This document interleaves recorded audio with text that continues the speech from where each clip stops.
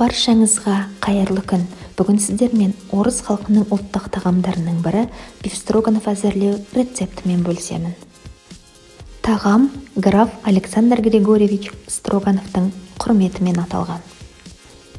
Өте нәзік, дәмді кешкі ас мәзірінің бірі.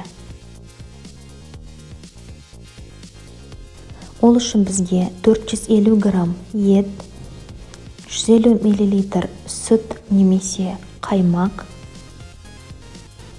2 пияз, 2 ас қасық ұн, 3 ас қасық қызанақ пастасы, 3 ас қасық сұйық май, 30 грамм сары май, 1 ас қасық тұз, 1 шай қасық қара бұрыш, пюресі үшін 1 килограмм картоп, 1 ас қасық тұз, 30 грамм сары май, 5 ас қасық сүт қажет.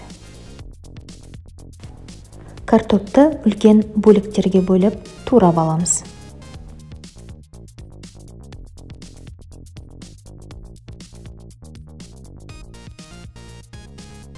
Картопты ыдысқа салып, үстінен 1 литр су құйып, 1 ас қасық тұзымызды салып, 20 минут отта пісіреміз. Картоп піскенше пиязымызды ұсақтап турап аламыз.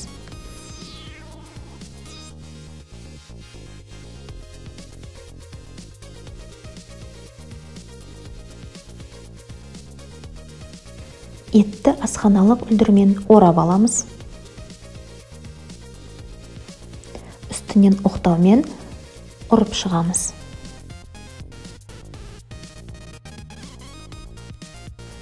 Осылай дайындалған ет жұмсақ және тез піседі.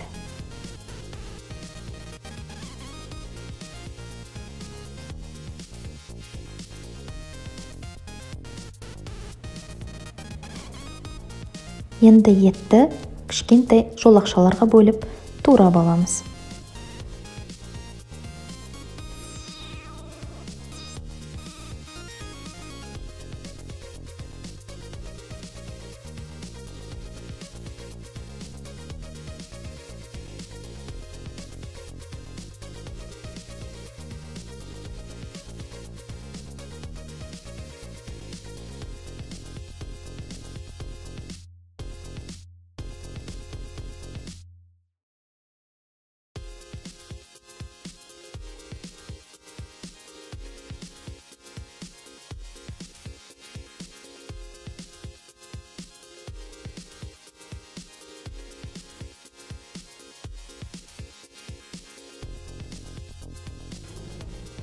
Ыдысқа ұнымызды салып, үстінен етті салып, еттің барлық жағына ұнды жағып шығамыз.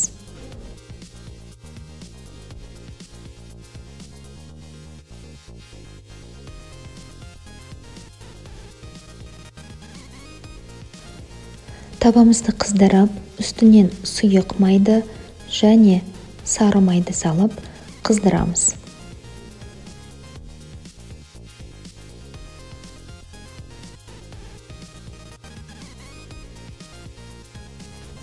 Ең алдымен пиязды қызартып қуырып аламыз.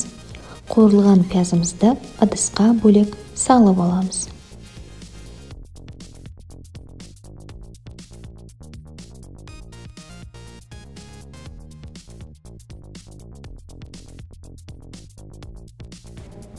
Енді баяу отта етімізді 10 минуттай қуырып аламыз.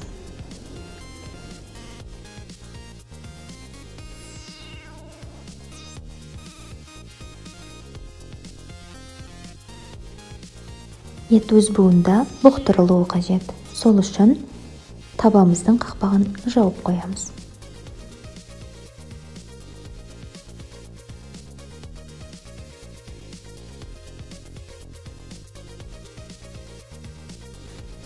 Картопымыз пісті. Астынан 50 мл-дей сұйықтық қалдырып, қалған артық суын төгіп тастаймыз.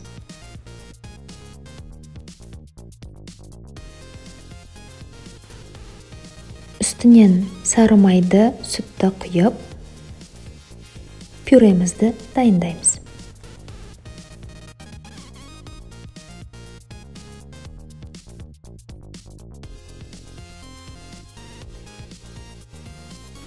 Егер пюренің сұйықтау болғанын қаласаңыз, сұйықтықты көп мөлшерде қалдыруға болады.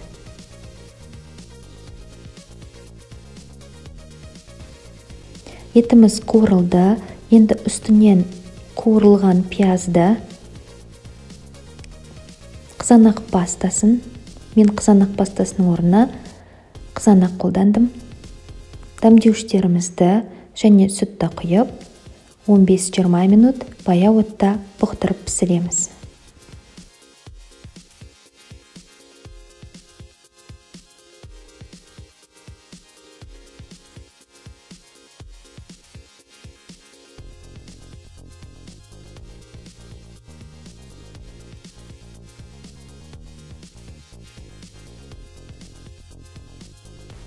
Асымыз дайын, өз қалауларыңызға сәйкес безендіріп, дастарханға ұсынуларыңызға болады. Астарыңыз дәмді болсын. Егер рецепт ұнаса, тіркеліп, лайк басып, пікір қалдыруларыңызды сұраймын.